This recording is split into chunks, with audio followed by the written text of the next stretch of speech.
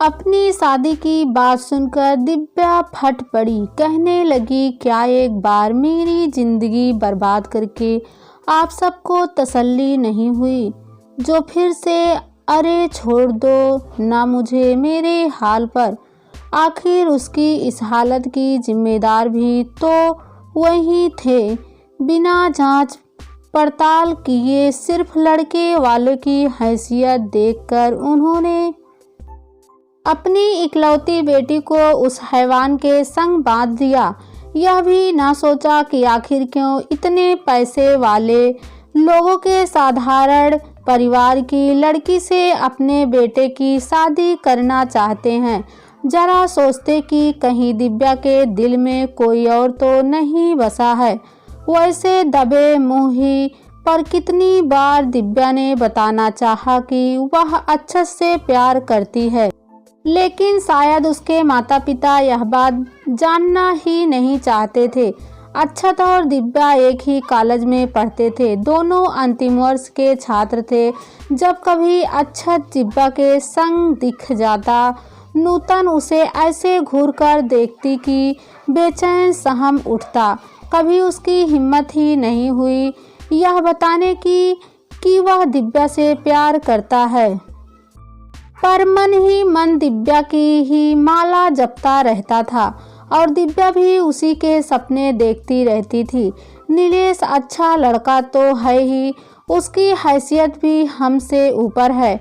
अरे तुम्हें तो खुश होना चाहिए जो उन्होंने अपने बेटे के लिए तुम्हारा हाथ मांगा, वरना क्या उनके बेटे के लिए लड़कियों की कमी है इस दुनिया में। दिव्या के पिता मनोहर ने उसे समझाते हुए कहा था, पर एक बार भी यह जानने की कोशिश नहीं की कि दिव्या मन से इस शादी के लिए तैयार है भी या नहीं। माँ बाप की मर्जी और समाज में उनकी नाक ऊंची रहे यह सोचकर भारी मन से ही सही, पर दिव्या ने इस रिश्ते के लिए हामी भर दी।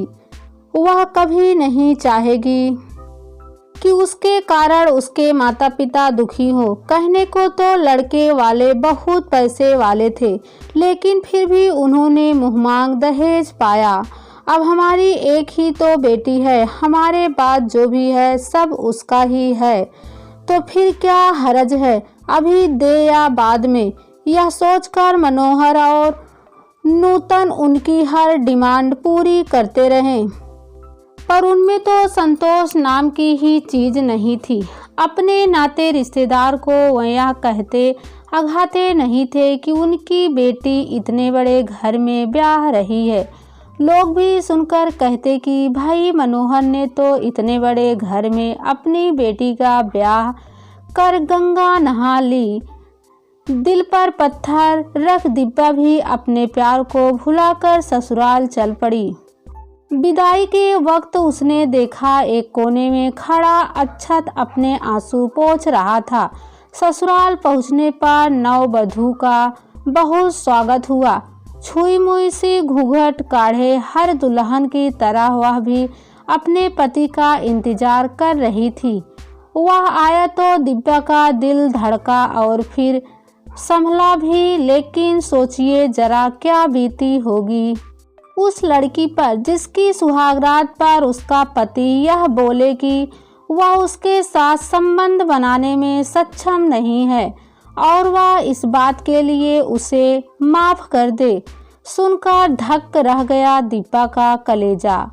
आखिर क्या बीती होगी उसके दिल पर जब उसे यह पता चला कि उसका पति नामर्द है और धोखे में रखकर उसने उसे ब्याह लिया। पर क्यों जानबूझकर उसके साथ ऐसा किया गया? क्यों उसे और उसके परिवार को धोखे में रखा गया?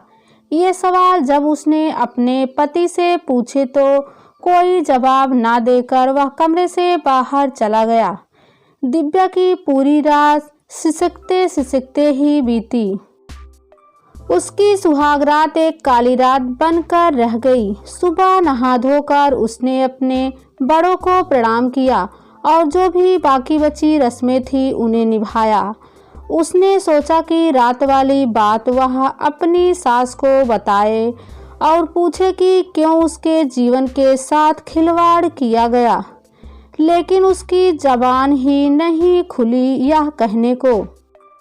कुछ समझ नहीं आ रहा था उसे कि करे तो क्या करे, क्योंकि रिस्पेंस पर भी सब लोगों के सामने नीलेश उसके साथ ऐसे बिहेव कर रहा था जैसे उनकी सुहागरात बहुत मज़ेदार रही। हंस हंस कर वह अपने दोस्तों को कुछ बता रहा था और वह चटकारे ले लेकर सुन रहे थे। दिव्या समझ गई, शायद उसके घर वालों को नीलेश के बारे में कुछ पता ना हो, उन सबको भी उसने धोखे में रखा हुआ होगा। पगफेरे पर जब मनोहर उसे लिवाने आए और पूछने पर कि वह अपनी ससुराल में खुश है, दिव्या खून का घूंट पीकर रह गई। फिर उसने वही जवाब दिया जिससे मनोहर और नूतन को तसल्ली हो। एक अच्छे पति की तरह नीलेश उसे उसके मायके से लिवाने भी आ गया। पूरे सम्मान के साथ उसने अपने सास ससुर के पांव छुए और कहा कि वह दिव्या की बिल्कुल चिंता ना करे, क्योंकि अब वह उनकी जिम्मेदारी है। धन्य हो गए थे मनोहर और नूतन संस्कारी दामाद पाकर, लेकिन उन्हें क्या पता कि सच्चाई क्या है। वह तो बस दिव्या ही जानती थी और अंदर ही अंदर जल रही थी। दिव्या को अपनी ससुराल आए हफ्ते से ऊपर का समय हो चुका था, पर इतने दिनों में एक बार भी नीलेश ना तो उसके करीब आया और ना ही प्यार के दो बोल बोले।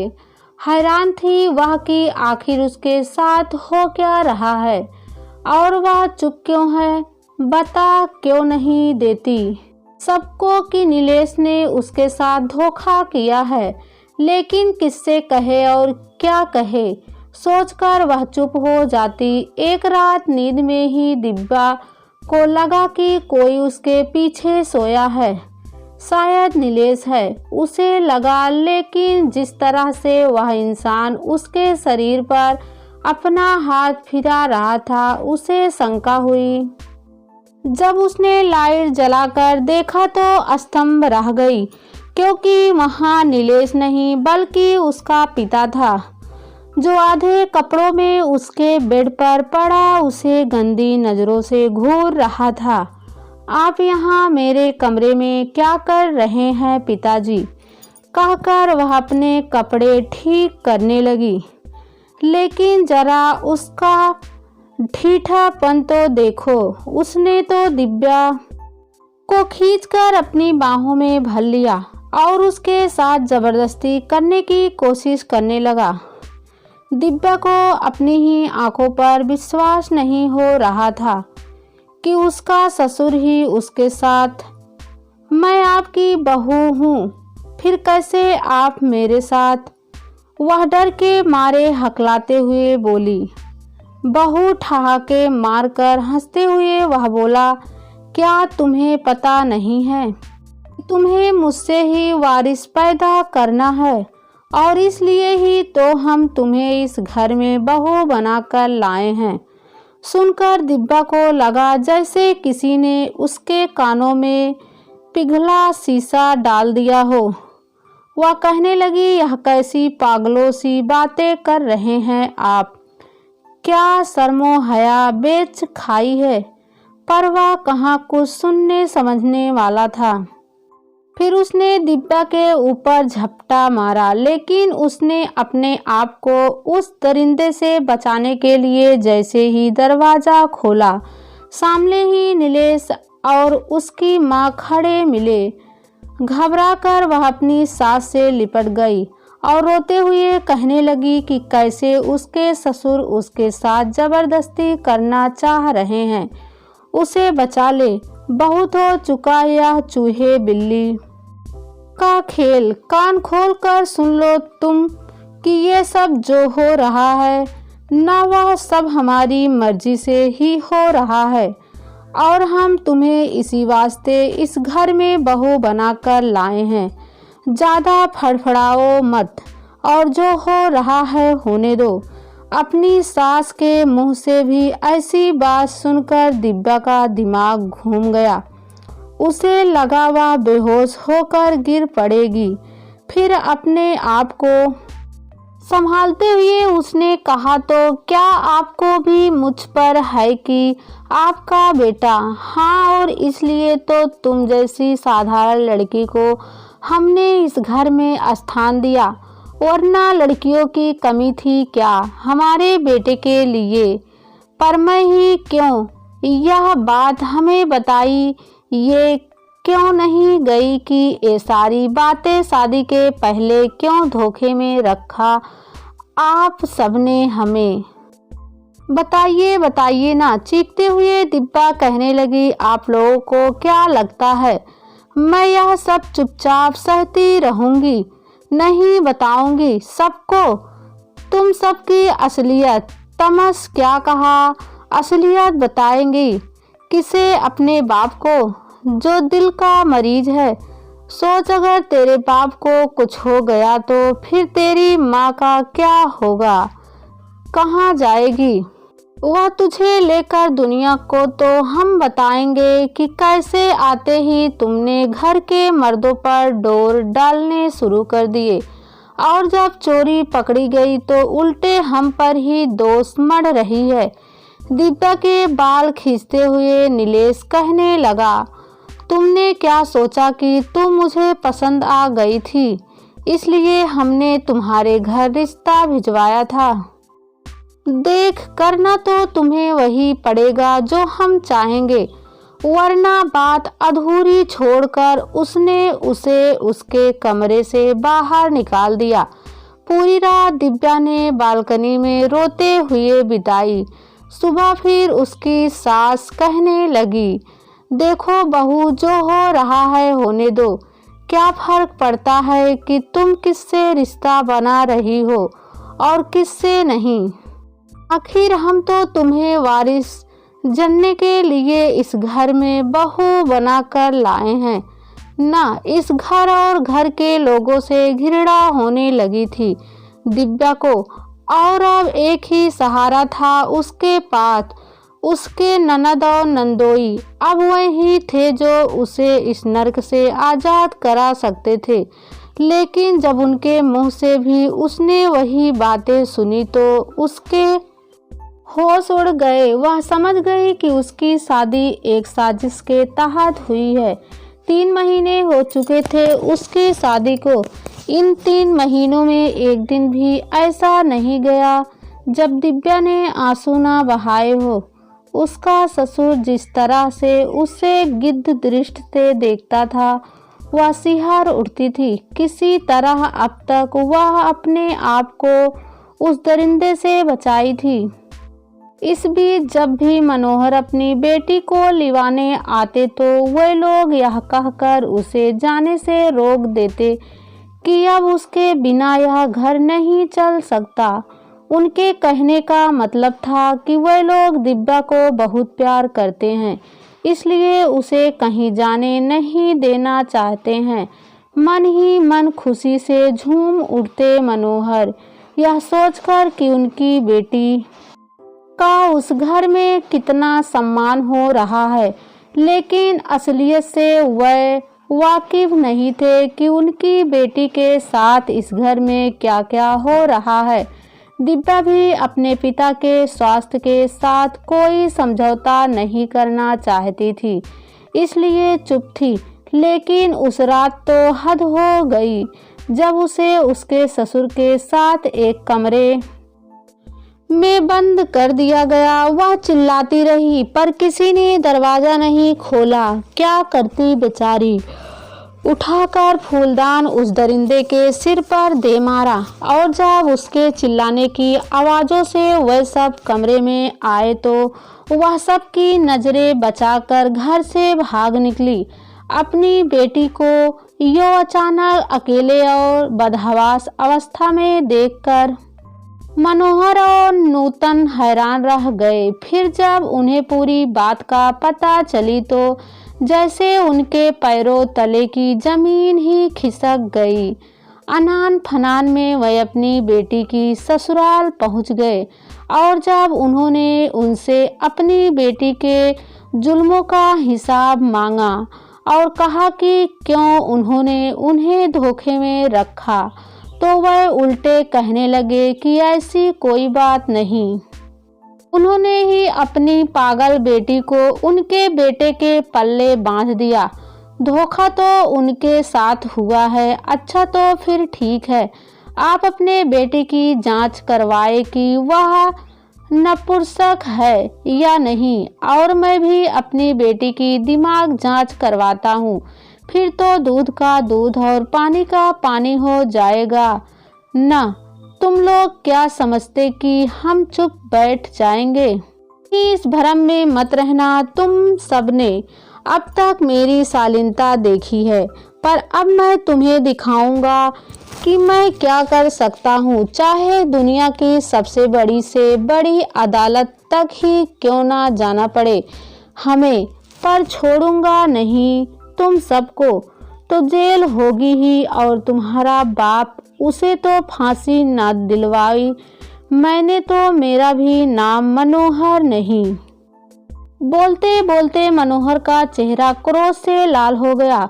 मनोहर की बातें सुनकर सबके होश उड़ गए, क्योंकि झूठे और गुनाहगार तो वह लोग थे ही। अतः दिन में ही तारे नजर आने लगे उन्हें। क्या सोच रहे हो, रोको उसे। अगर वह पुलिस में चला गया तो हम में से कोई नहीं बचेगा, और मुझे फांसी पर नहीं झूलना। अपना पसीना पोंछते हुए नीलेश के पिता ने कहा, कहीं पुलिस कानून के चक्कर में उनकी बेटी का भविष्य और ना बिगड़ जाए।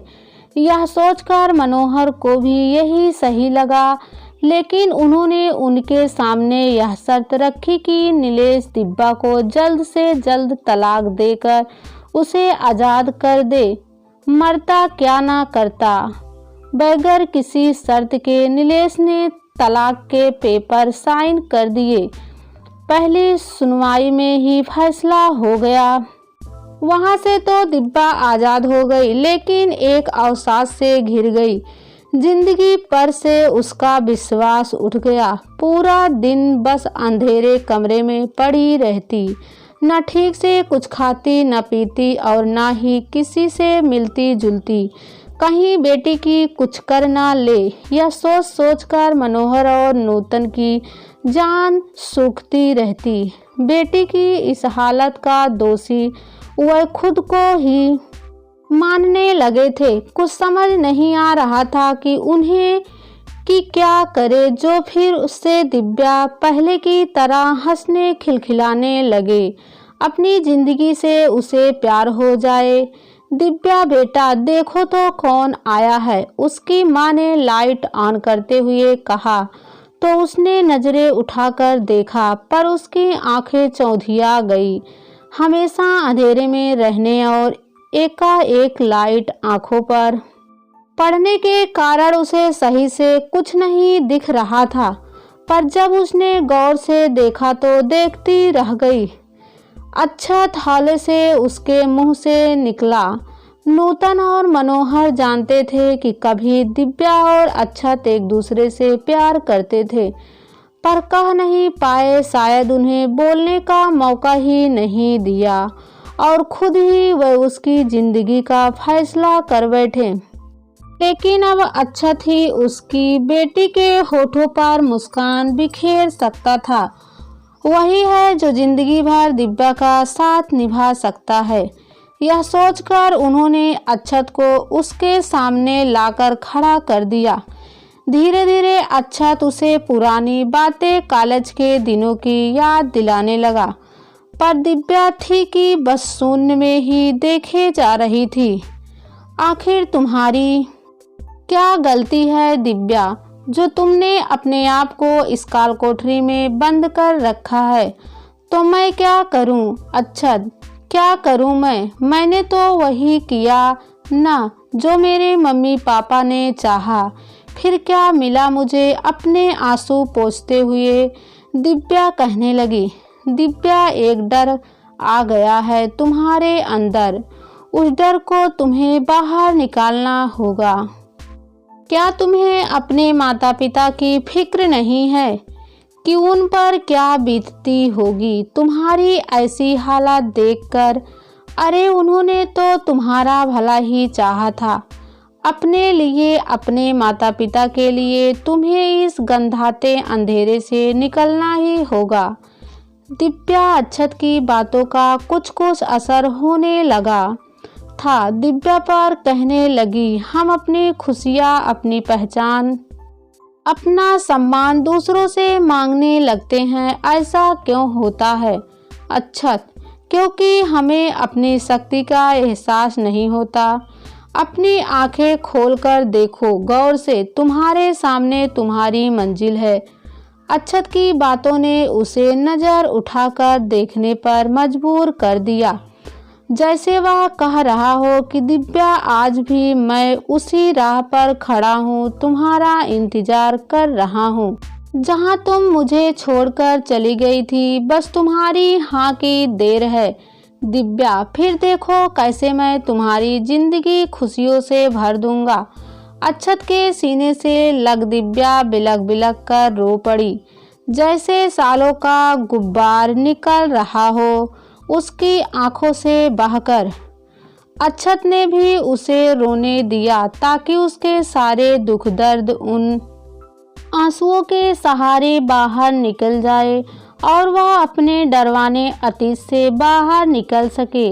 बाहर खड़े मनोहर और नूतन की आंखों से भी अविरल आंसू बहे जा रहे थे, पर आज ये खुशी के आंसू थे।